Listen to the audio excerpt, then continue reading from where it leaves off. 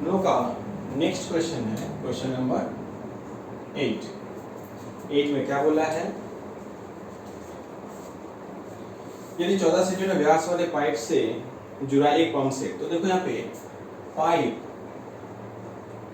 का व्यास बोला गया है। पाइप का व्यास कितना है 14 सेंटीमीटर। तो पाइप का अर्ध व्यास कितना हो जाएगा, अर्ध व्यास R 14 का हाफ 7 सेंटीमीटर। जुड़ा एक पंप से प्रति मिनट 2500 मीटर गतिवेग से, तो प्रति मिनट कितना मीटर दिया है, प्रति मिनट इसका हाइट ऊंचाई जो हम लोग का हो जाएगा वो कितना होगा 2500 मीटर। जल की सिंचाई करता है तो वह पंप से 1 घंटे में कितने किलो लीटर जल की सिंचाई करेगा। तो देखो हम लोग को यहाँ पर बोला गया है कितने किलो लीटर, ठीक है। जब भी किलो लीटर बोला जाएगा तो आंसर हम लोग मीटर में निकालेंगे, मीटर क्यूब में निकालेंगे। तो अब आते हैं पाइप द्वारा 1 मिनट में जल निकलता है कितना, 1 मिनट में कितना निकलेगा। तो देखो ये पर मिनट बोला था ना, तो पाई आर स्क्वायर एच का हम लिखें, पाई के लिए 22/7, आर कितना है यहाँ पे मिनट मीटर में लेना है ना, तो 7 सेंटीमीटर को अगर हम लोग मीटर में चेंज करेंगे तो क्या करेंगे, 7 को 100 से डिवाइड करेंगे, तो 7/100 इंटू 7/100 और h वैल्यू 2500, 7 से कटेगा, फिर ये 2 जीरो कट गया तो बचा क्या 22, 7, 25, नीचे 100, ठीक है। तो पाइप से 1 मिनट था, हम लोग को क्वेश्चन में बोला है 60 मिनट में, 1 घंटा यानी कि 60 मिनट में कितना जल निकलेगा।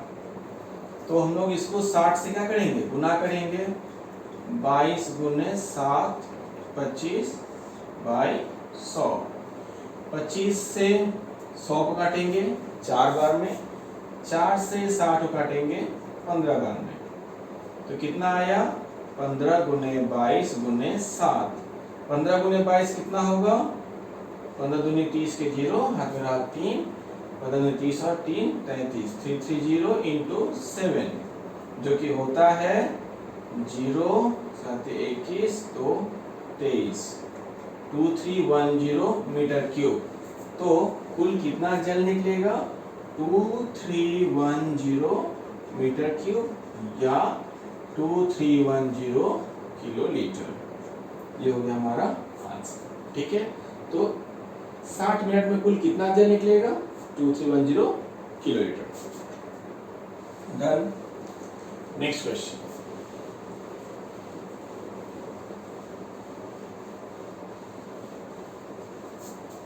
क्वेश्चन नंबर 9 में क्या बोला गया है,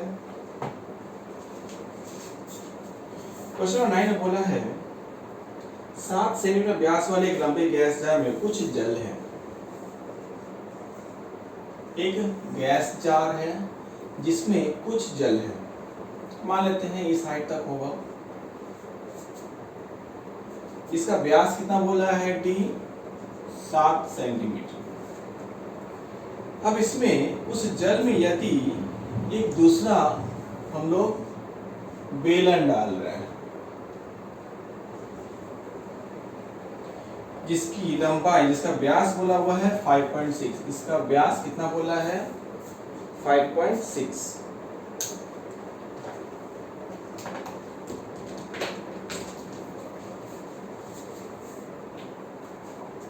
इसका व्यास बोला हुआ है 5.6 सेंटीमीटर और इसकी ऊंचाई है 5 सेंटीमीटर, ठीक है। इसे अगर डाला जाए तो जल की ऊंचाई कितनी होगी, ये क्वेश्चन बोला गया है। तो हम लोग क्या लिखेंगे, पहले ये जो ठोस है, हम जानते हैं कि जब भी कोई भी ऑब्जेक्ट, कोई भी वस्तु अगर हम किसी में डालते हैं, किसी तरल में, लिक्विड में डालते हैं, तो ये अपने वॉल्यूम के बराबर ही वॉल्यूम चेंज करेगा। यानी कि यहाँ पे सपोज हाइट है अगर लिक्विड का, ये हाइट थोड़ा सा जब ऊपर उठा तो कितना चेंज होगा, जितना इसका वॉल्यूम है। तो हमें क्या लिखना होगा,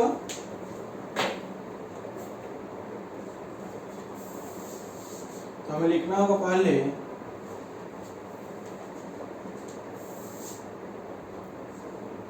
ठोस का पहला डेटा होगा हमारा ठोस लोहे का, इसका हमें व्यास दिया गया है, कितना दिया गया है 5.6 सेंटीमीटर। तो अर्धव्यास कितना हो जाएगा 5.6/2 जो कि होता है 2.8 सेंटीमीटर। फिर ऊंचाई कितना दिया गया है 5 सेंटीमीटर, ठीक है। तो इसका आयतन कितना हो जाएगा पाई आर स्क्वायर एच, फॉर्मूला के अनुसार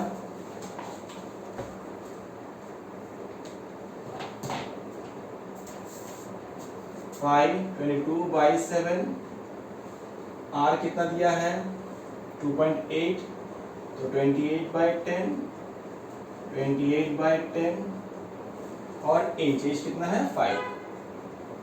ये हम लोग का इसका आयतन बनेगा। सिमिलरली ये हमें क्या बोला गया है, एक गैस जार।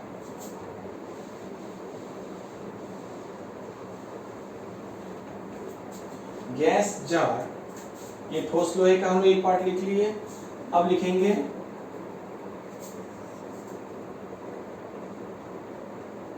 गैस जार का। गैस जार का हमें व्यास दिया हुआ था, कितना दिया है व्यास, गैस जार का व्यास दिया हुआ है 7 सेंटीमीटर। तो अर्धव्यास कितना हो जाएगा, अर्धव्यास 7/2 जो कि 3.5 सेंटीमीटर होगा। अर्धव्यास हो गया। ऊंचाई हमें निकालना पड़ेगा, तो ऊंचाई हम लोग मान लेते हैं, ऊंचाई क्या हो जाएगा h, और आयतन क्या होगा, फिर से वही फॉर्मूला, यहाँ पे r1 और h1 देते हैं ताकि दोनों में कुछ डिफरेंस दिखे। पाई r1 स्क्वायर h1, अब हम यहाँ पे लिखते हैं, ठीक है। तो ATP में क्या होगा, इस गैस जार में जो आयतन होगा वो आयतन किसे समान होगा, ठोस लोहे के आयतन के समान होगा। तो गैस जार में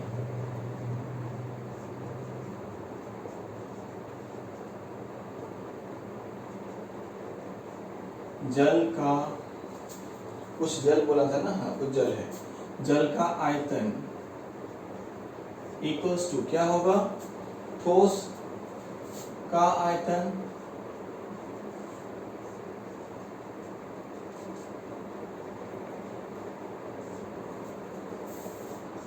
तो गैस जार में जल का आयतन क्या है, ये value pi r1 square h1 equals to ठोस का आयतन क्या है, ये वाला वैल्यू 22/7, 28/10, 28/10 इंटू 5। अब हम लोग रिमेनिंग को मिटा दे रहे हैं, ठीक है।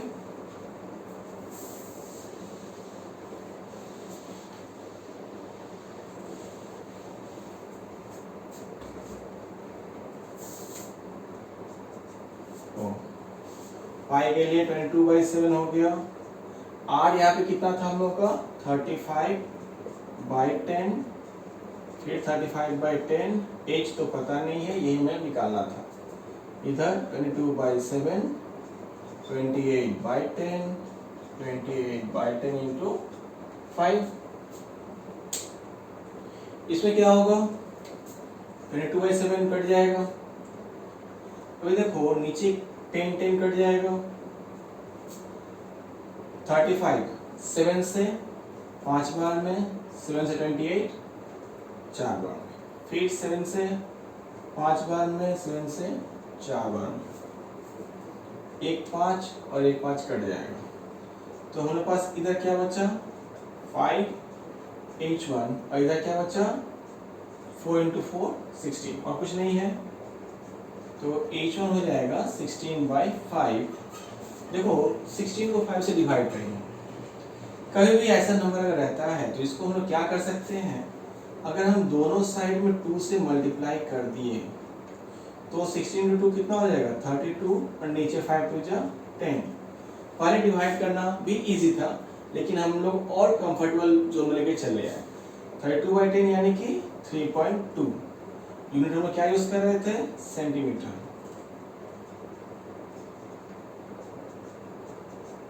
देयरफॉर हाइट कितना होगा, जो हाइट चेंज होगा वो कितना आएगा 3.2 सेंटीमीटर। खत्म। हमसे क्वेश्चन यही पूछा गया था।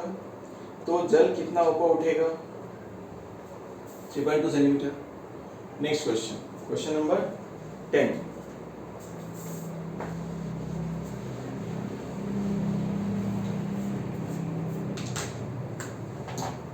क्वेश्चन नंबर 10 में क्या है,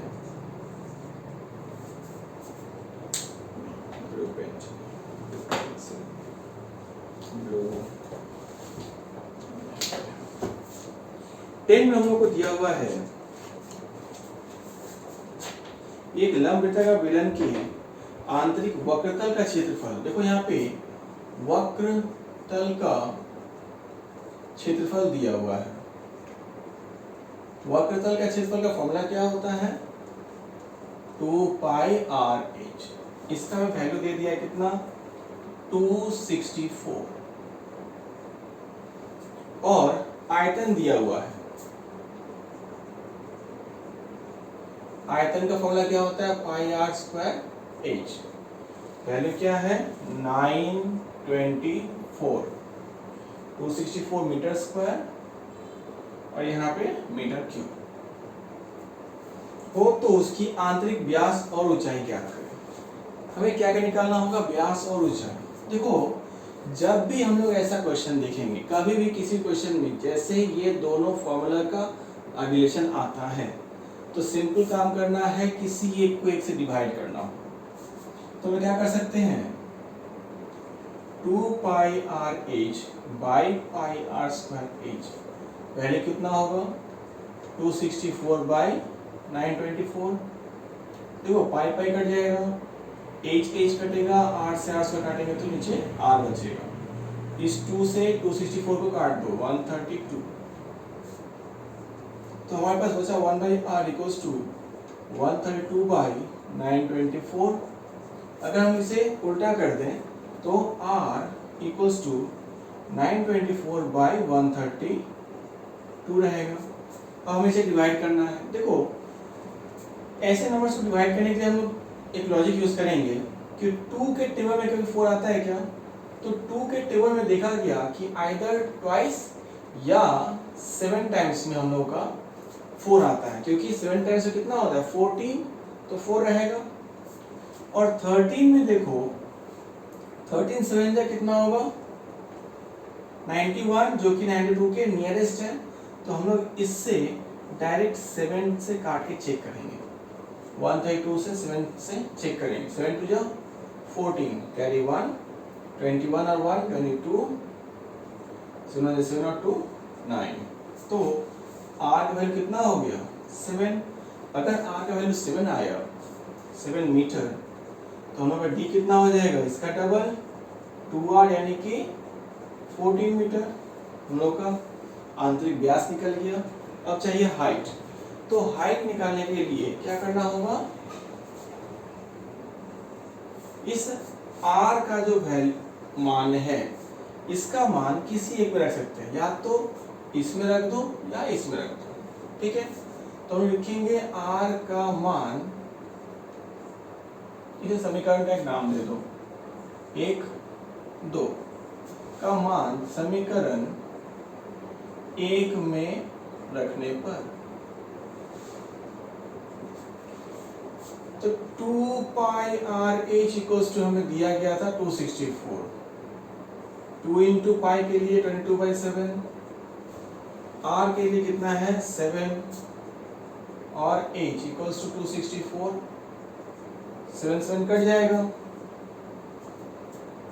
तो H equals to 264 by 2 into 22, 2 और 22 नीचे चला जाएगा, 2 से काटेंगे तो 132, और 11 से काटेंगे तो 11 से 2 बार में, ये 11 से जाएगा तो 1 2 12, 2 से गया तो 6, तो हाइट 6 सेंटीमीटर, 6 मीटर, मीटर में था 6 मीटर, तो हाइट हो जाएगा हम लोग 6 मीटर, और व्यास हो जाएगा कितना, व्यास डी का वैल्यू आएगा 14 मीटर। खत्म। Next,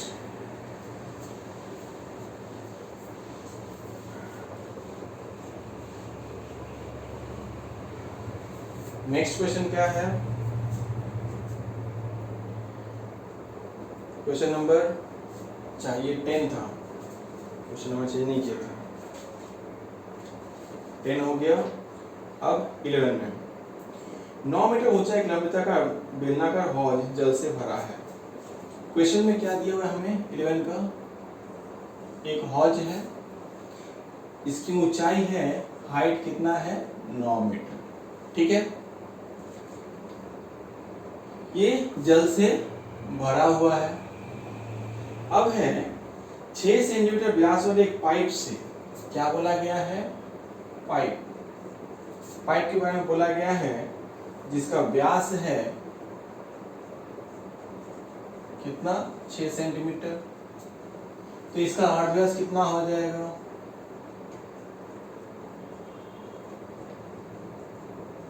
3 centimetre.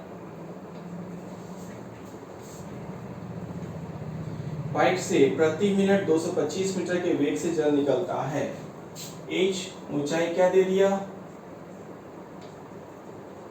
225 मीटर के वेग से प्रति मिनट जल निकलता है, और 36 मिनट में जल निकल जाता है, यानी कि ये जो वॉल्यूम है वो 36 मिनट तक अगर उससे मल्टीप्लाई करते हैं तो वो किसके बराबर होगा, इस हौज में उपस्थित जल के आयतन के बराबर होगा।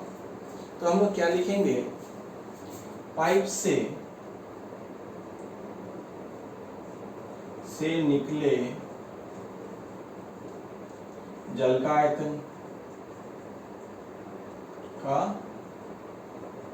आयतन कितना होगा, टोटल कितने टाइम तक निकल रहा है, 36 मिनट तक निकल रहा है, इनटू किस यूनिट में हम लोग रखें, मीटर में रखें, डेसिमल में ही रख लेते हैं, तो 3 सेंटीमीटर है। क्वेश्चन में कुछ बोला है क्या, मीटर सेंटीमीटर कुछ, तो हौज का व्यास कितना होगा, सिर्फ व्यास बोला है,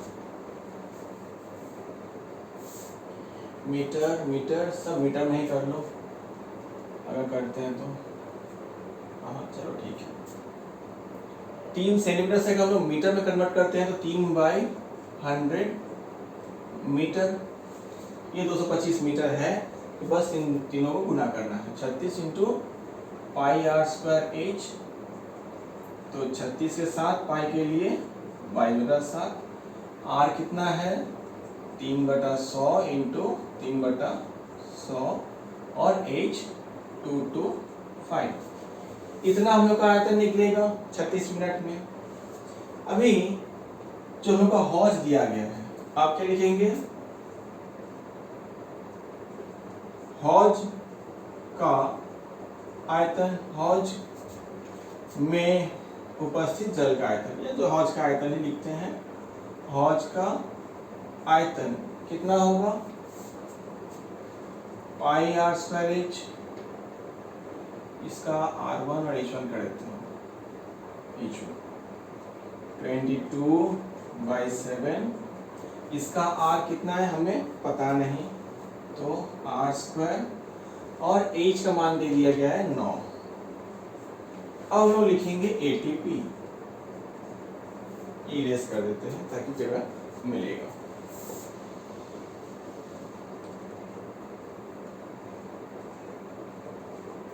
ATP क्या है? पाइप से निकले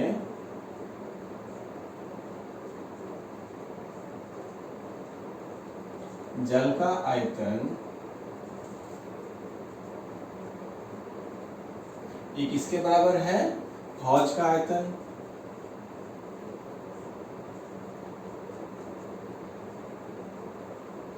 हौज का आयतन, पाइप से निकले जल का आयतन क्या दिया गया है? ये वैल्यू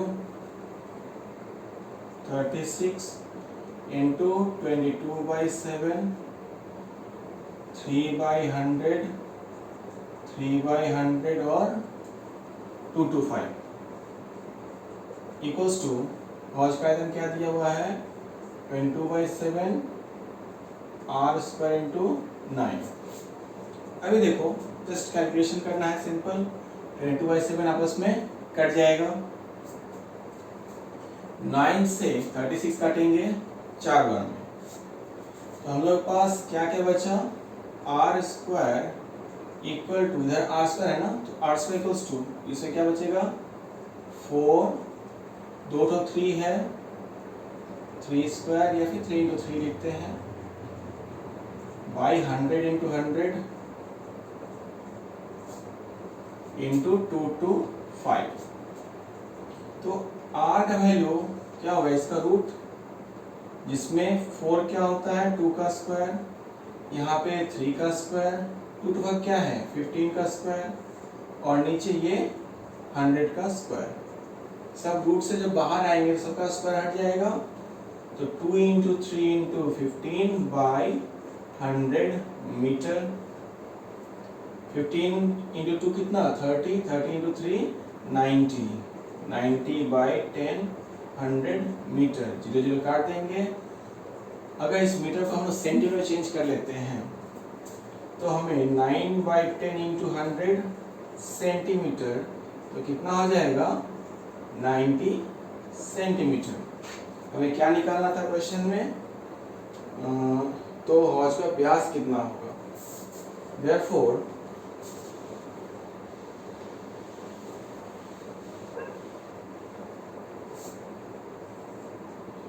अतः हौज का व्यास कितना होगा?